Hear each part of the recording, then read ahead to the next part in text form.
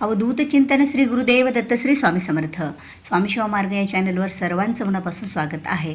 तर स्वामी भक्ताने बघता बघता नवरात्रीला सुरुवात झालेली आहे. शारदीय नवरात्र 2025 22 सप्टेंबरपासून नवरात्रीला सुरुवात झालेली आहे आणि नवरात्री यावेळेस तब्बल 11 दिवसाची आलेली आहे. म्हणजे 11 दिवशी दसरा आलेला आहे. प्रत्येक वेळी 9व्या दिवशी दसरा येतो किंवा 10व्या दिवशी दसरा येतो, पण यावर्षी 11व्या दिवशी दसरा आलेला आहे. त्यामुळे 9 दिवसाचे 9 उपवास, 10व्या दिवशी उपवास सुटणार आणि 11व्या दिवशी दसरा असणार. असा संयोग इतका छान जुळून आलेला आहे की यामुळे आपल्याला तब्बल 9 दिवस देवीची सेवा उपासना करण्याची संधी प्राप्त होत आहे. तर ही जी नवरात्री असते ना, ती नवरात्री देवीच्या उपासनासाठी, पूजासाठी आणि देवीला काहीतरी वस्तू अर्पण करण्यासाठी ही नवरात्री एक विशेष महत्त्वाची मानली जाते. कारण या नवरात्रीमध्ये तुम्ही देवीला काहीही अर्पण करा, देवीला आवडणारी वस्तू, तर खरंच ती देवी आपल्याकडून ती स्वीकारत असते. म्हणजे जी वस्तू आपण अर्पण केली ती देवीपर्यंत पोहोचत असते. कारण ही नवरात्रीमध्ये देवी आपल्या प्रत्येकाच्याच घरामध्ये बसलेली असते. आता प्रत्येकाच्याच घरामध्ये देवी ही 9 दिवसासाठी घटस्थापना घटाच्या स्वरूपात बसलेली असते. म्हणून तर आपण देवीची घटस्थापना किंवा देवीला घटावर बसवले असं म्हणतो. तर आता ही जी नवरात्री आहे ना, या नवरात्रीमध्ये देवीची उपासना करण्यामध्ये देवीला बघा अनेक वस्तूचा भोग पण दिला जात असतो. आणि काही वस्तू अशा आहेत की त्या परंपरेनुसार देवीला आवडणाऱ्या वस्तू आणि त्याचा भोग हा दिला जातो. आणि त्याचबरोबर देवीसाठी एखादा त्यागसुद्धा केला जातो. बघा, जसं की आपण नवरात्रीमध्ये पलंगावर किंवा क्वाटवर ज्या प्रकारे आपण झोपायचं टाळतो, गादीवर बसायचं टाळतो, पायातले चप्पल घालायचं टाळतो, चमड्याची वस्तू वापरायचं सुद्धा टाळावं लागत असतं. ह्या कुठलीही यापैकी किंवा देवीचा उपवास करतो, अखंड घरामध्ये दिवा प्रज्वलित करतो, त्याचबरोबर देवीचा घट हा 9 दिवसासाठी आपल्या घरात ठेवतो, आपल्या घरातील देवाला हलवत नाही, 9 दिवसासाठी जाग्यावरच ठेवतो. या अनेक गोष्टींचा त्याग आणि उपासना आपण या नवरात्रीमध्ये करत असतो. तर या नवरात्रीमध्ये जे काही देवीला अर्पण करायचं असतं भोग स्वरूपात, ती देवीला तो नैवेद्य, ती वस्तू देवी स्वीकारत असते. तर या नवरात्रीमध्ये म्हणजे 2025 शारदीय नवरात्र हा जो उत्सव आहे तो 22 सप्टेंबरपासून ते 2 ऑक्टोंबरपर्यंत शारदीय नवरात्र उत्सव 2025मध्ये असणार आहे. तर या तब्बल दिवसामध्ये आता 11 दिवसाचा उत्सव आहे, पण आपल्याला देवीला ही एक वस्तू 30 तारखेपर्यंत म्हणजे 30 सप्टेंबरपर्यंतच अर्पण करायची आहे. कारण त्याच्यानंतर आपला उपवास हा 1 तारखेला सुटणार आहे. म्हणजे आपला उपवास सुटायच्या अगोदर देवीला ही एक वस्तू आपल्याला अर्पण करायची आहे. कारण ही वस्तू इतकी देवीला प्रिय आहे आणि देवीची आवडीची आहे. आणि देवीला ही वस्तू अर्पण केल्याच्यानंतर साक्षात देवी त्या वस्तूचा भोग देवीला स्वीकारला जातो. बघा, आपले जे 3.5 पीठ आहेत देवीचे, त्या ठिकाणी सुद्धा ही वस्तू देवीला अर्पण केली जाते. हा पदार्थ देवीला अर्पण केला जातो. तर तो पदार्थ कोणता आहे?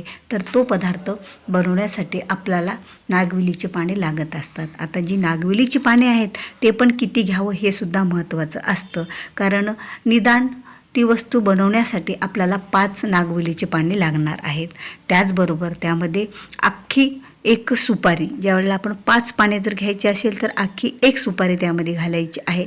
आणि 9 जर नागवेलीचे खाऊचे पाने घेतले तर त्यामध्ये 2 सुपाऱ्या टाकायच्या आहेत.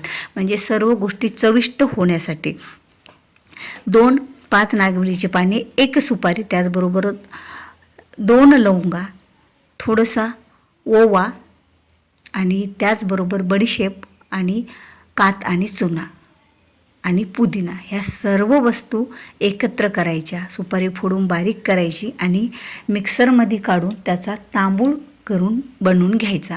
आणि हा जो तांबूळ आहे ना, तो देवीला आरतीच्या वेळेला अर्पण करायचा. आता हा तांबूळ तुम्ही 9 दिवसातून कधीही एकदा देवीला द्यायचा असतो. कधी द्यायचा असतो? तर त्यावेळेला तुम्ही देवीला आरती करणार. आता आपल्या घरामध्ये घटस्थापना आहे, तर आपण 2 वेळा देवीची आरती करतो, घटाला पाणी घालत असतो. तर त्यापैकी 1 वेळा, ज्या वेळेला तुम्ही कुठलाही 1 वेळा अशी निवडा की तुम्ही ज्या वेळेला देवीच्या आरतीच्या अगोदर देवीला प्रसाद ठेवतो, आपण नैवेद्य दाखवतो, नैवेद्य नाही दाखवला तरी प्रसाद तर निश्चितच ठेवत असतो. आणि त्याच प्रसादाबरोबर हे तांबूळसुद्धा आपल्याला ठेवायचं आहे. पण तांबूळसुद्धा देवीला कसा अर्पण होतो तर बघा, तांबूळ ज्या वाटीत तुम्ही ज्या कशात घेतलेला आहे त्याच्या खाली भरीव पाण्याने चौकण काढायचा. नंतर 3 वेळा गायत्री मंत्र म्हणायचा. ओम तत्सवितुर्वरेण्यं भर्गो देवस्य धीमहि धियो यो न प्रचोदयात्. असं 3 वेळा म्हणत 5 वेळा घास खाऊ घालायचे. म्हणजे देवीला आपण साक्षात तांबूळ खाऊ घालत आहोत आपल्या हातानं, अशी प्रक्रिया करायची.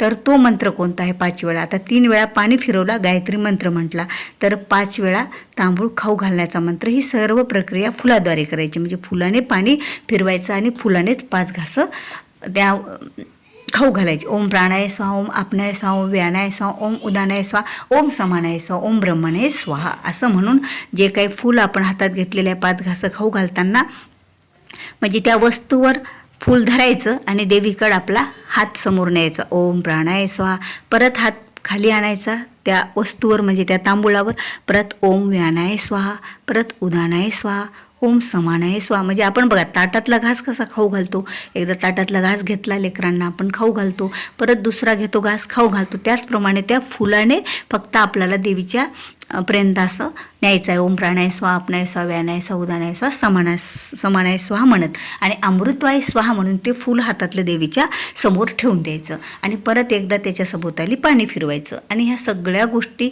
नैवेद्यासोबतच आपल्याला म्हणजे प्रसादासोबत आरतीच्या अगोदर हा तांबूळ देवीला दाखवून घ्यायचा. खरंच ही जी वस्तू आहे ना देवीला अतिशय प्रिय आहे. बघा, प्रत्येक देवीचे जे ठिकाण आहेत ना त्या ठिकाणावर दररोजच जवळपास आरतीच्या नंतर हा तांबूळ दाखवला जातो. आणि माहूरगडावर तर बघा देवीला रेणुका मातेला तर दररोजच हा तांबूळाचा नैवेद्य असतो. तिथे बरेच लोक असा तांबूळ कुटायला बसलेले आहेत.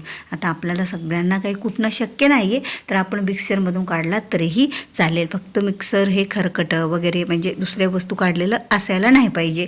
ते स्वच्छ घेऊन फक्त तांबूळच त्यामध्ये आपल्याला फिरून घ्यायचं आहे आणि त्यानंतर देवीला याचा नैवेद्य दाखवायचा आहे. पण हे तांबूळ दाखवल्याच्या नंतर निदान 15 मिनिटे तरी आपल्याला ते देवीच्या समोर ठेवायचं आणि त्यानंतर आपल्या घरातील सर्व व्यक्तीनं हा जो प्रसाद आहे तो खायचा आहे देवीचा. ही एक वस्तू तांबूळाचा प्रसाद. तर यामुळे देवीला आवडणारी वस्तू आहे. ज्या वेळेला देवीला आवडणारी वस्तू बघा, एखाद्या व्यक्तीला त्याची आवडणारी वस्तू जर मिळाली, आता ही तर देवी आहे, आदिमाया शक्ती आहे, तिच्यापर्यंत भगवतीपर्यंत हा जो प्रसाद स्वरूपात आपण तिला तांबूळ दिलेला आहे ते पोहोचलं ना तर खरंच देवी माता आपल्या कुटुंबाला आपल्या सर्वांना भरपूर आशीर्वाद मिळेल आणि ज्या काही आपल्या इच्छा आकांक्षा असतात त्यासुद्धा पूर्ण होत असतात. शक्य असल्यास तुम्ही दररोजसुद्धा देवीला तांबूळ दाखवू शकता तयार करून आणि आपल्याला शक्य नसल्यास निदान 1 दिवस तरी नवरात्रीतून देवीला तांबूळ ह्या दाखवायलाच पाहिजे.